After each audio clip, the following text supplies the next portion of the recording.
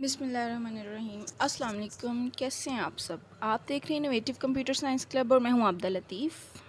थोड़ा बिज़ी होने की वजह से मैंने 1-2 दिन बाद लेक्चर अपलोड किया है और चलें बात करते हैं programming in C plus plus पे। तो इसमें आज हम जो टॉपिक पढ़ेंगे वो होगा इनपुट एंड आउटपुट कि दो ही चीज़ें हम देते हैं, कीबोर्ड से इनपुट दिया जाता है और मॉनिटर पे हमें आउटपुट नज़र आता है। तो प्रोग्रामिंग में हम इनपुट देंगे और उसके बाद हम उसका आउटपुट इन्फॉर्मेशन यानी कि रिज़ल्ट लेंगे।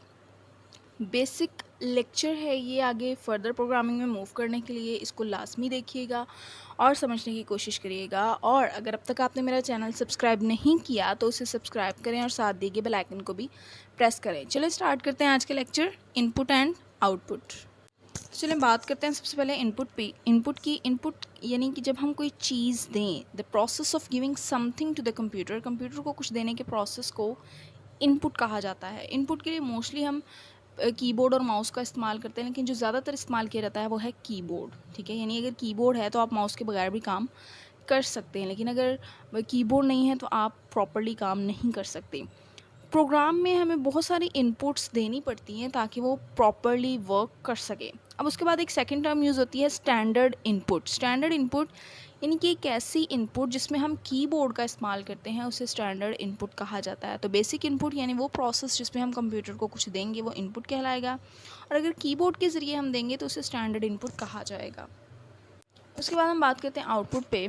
तो गेटिंग समथिंग फ्रॉम कंप्यूटर, जब कंप्यूटर से हम कुछ लेंगे तो उसको आउटपुट कहा जाएगा। आउटपुट के लिए मोस्टली हम लोग मॉनिटर का इस्तेमाल करते हैं, क्योंकि मॉनिटर के ऊपर आउटपुट डिस्प्ले किया जाता है। और अगर हम आउटपुट के लिए मॉनिटर का इस्तेमाल करते हैं तो उसे स्टैंडर्ड आउटपुट कहा जाता है। तो ये दो टर्म्स हैं। बेसिकली जो आउटपुट है वो रिज़ल्ट है किसी भी प्रोग्राम का। तो input, standard input, output and standard output, ये कुछ बेसिक कॉन्सेप्ट्स हैं इसके। अब हम फर्दर इसके टॉपिक पे मूव करते हैं। पहले हम स्टैंडर्ड आउटपुट पे बात करते हैं। बाय डिफ़ॉल्ट जो आउटपुट है, जो स्टैंडर्ड आउटपुट है, जैसे कि मैंने अभी आपको बताया कि वो आउटपुट जो मॉनिटर के ऊपर डिस्प्ले की जाएगी उसे स्टैंडर्ड आउटपुट कहा जाता है। लेकिन सी प्लस प्लस में एक ऑब्जेक्ट का इस्तेमाल किया जाता है स्टैंडर्ड आउटपुट को डिस्प्ले करवाने के लिए। इस ऑब्जेक्ट को सी आउट कहा जाता है।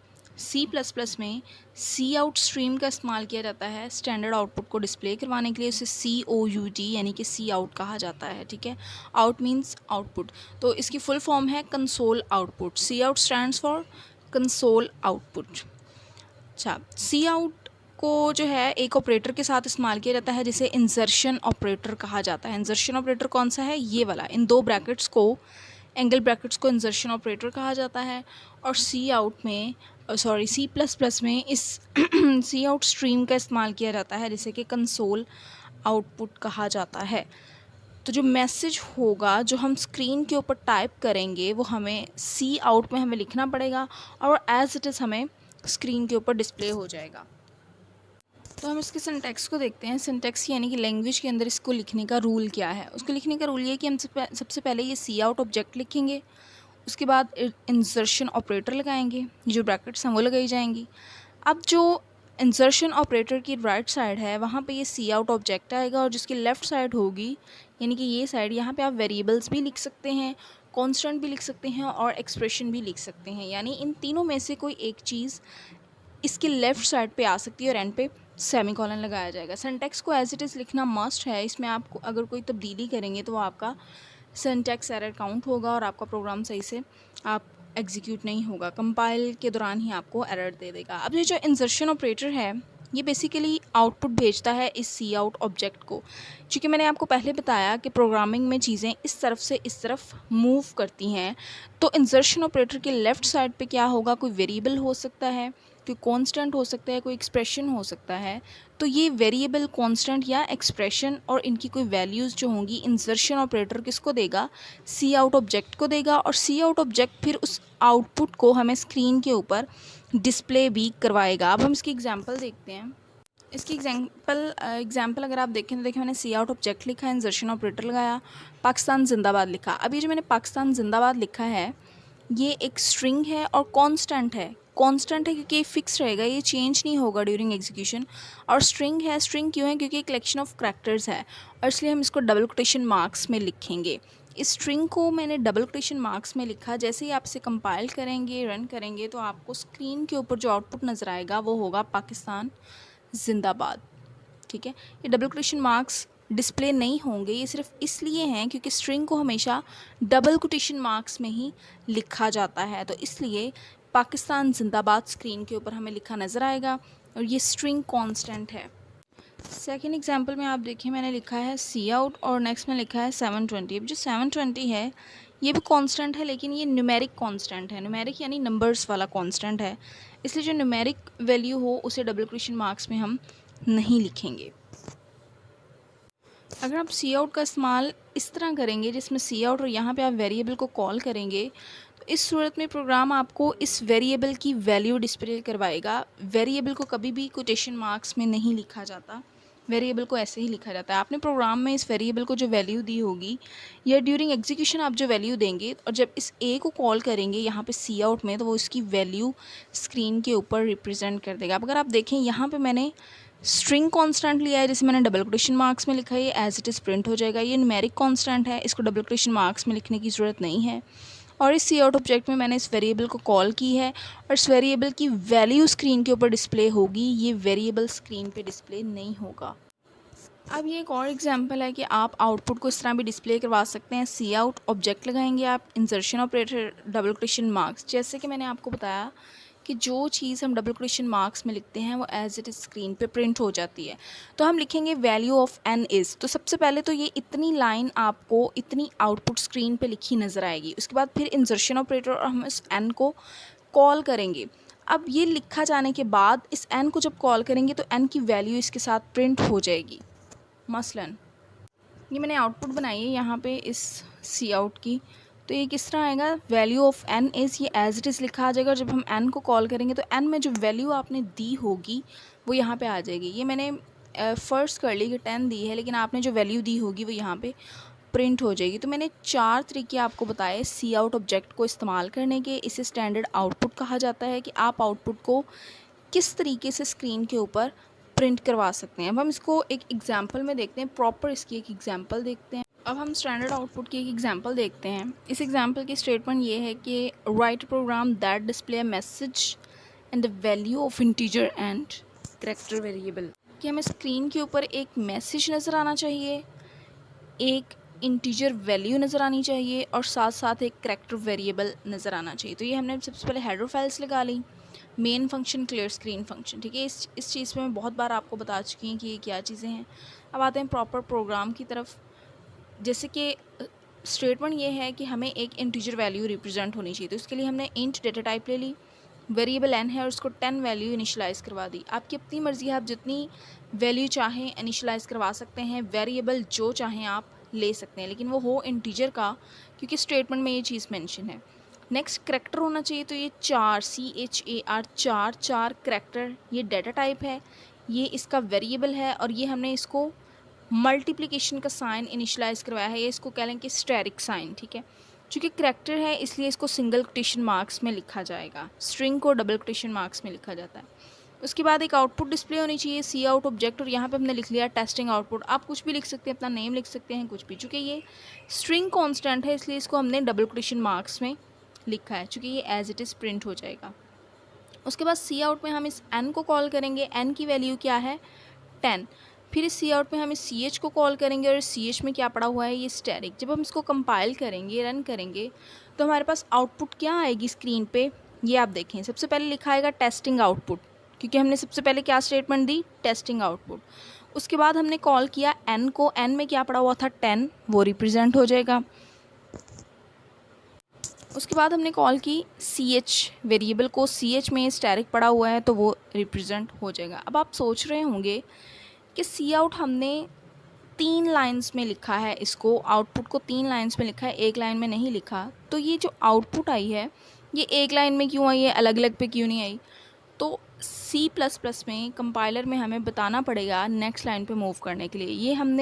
ये हमारे रीडेबल करने के लिए है ताकि हमें इजीली समझ आ सके, लेकिन कंपाइलर के लिए ये सारी एक ही स्टेटमेंट है, इसलिए उसने आउटपुट एक ही लाइन में डिस्प्ले करवा दी। अगर आप ये आउटपुट डिफरेंट लाइंस में डिस्प्ले करवाना चाहें तो वो मैं आपको बताती हूँ।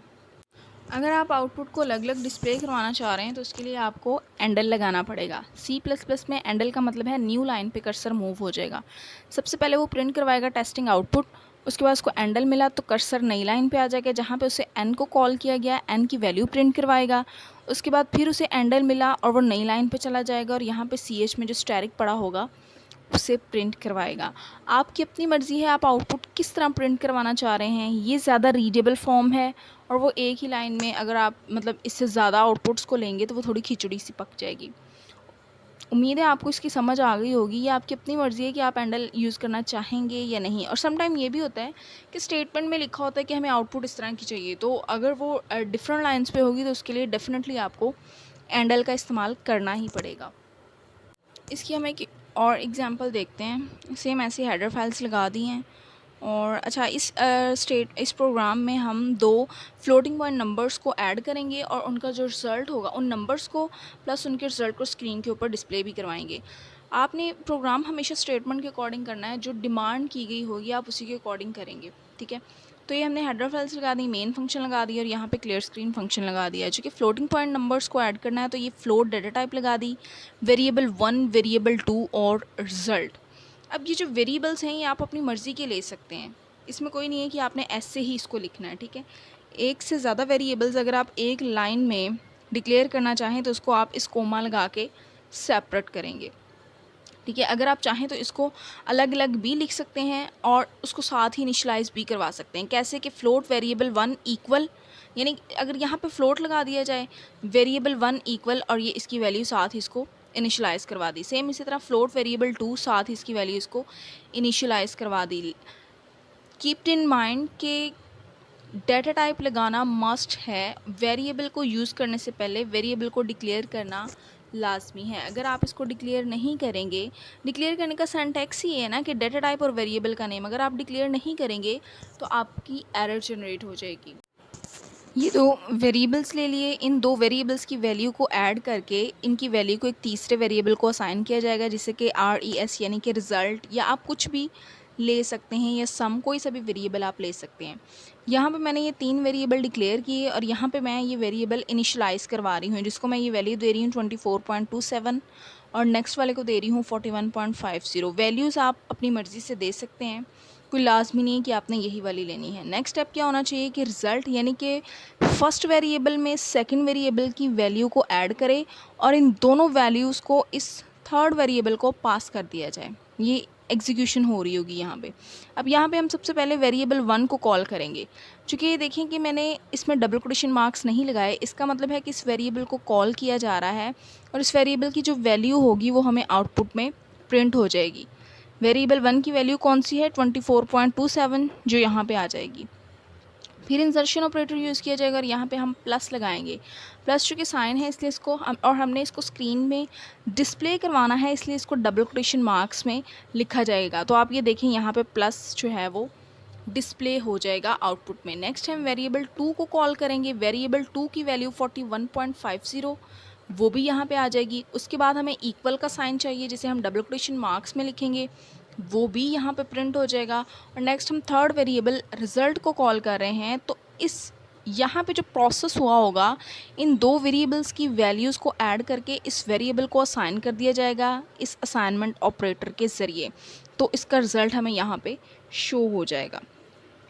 तो ये एक और एग्जांपल थी स्टैंडर्ड आउटपुट की, आज का हमारा टॉपिक था।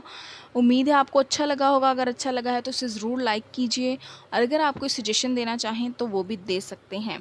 और साथ ही साथ अगर आपने मेरा चैनल सब्सक्राइब नहीं किया तो फ़ौरन से सब्सक्राइब कर दें ताकि मेरे अपलोड होने वाली वीडियोज़ का नोटिफिकेशन आपको मिल सके। और उसके लिए आपको क्या करना है, बेल आइकन को भी प्रेस करना है।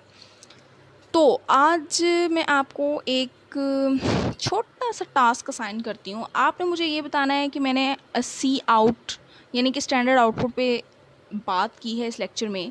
तो जो सी आउट ऑब्जेक्ट है ये वाला, ठीक है, ये सी आउट ऑब्जेक्ट किस हेडर फाइल में पाया जाता है? इन दोनों में से किस हेडर फाइल में ये सी आउट ऑब्जेक्ट मौजूद है? आपने मुझे ये कमेंट में लाजमी बताना है, ठीक है।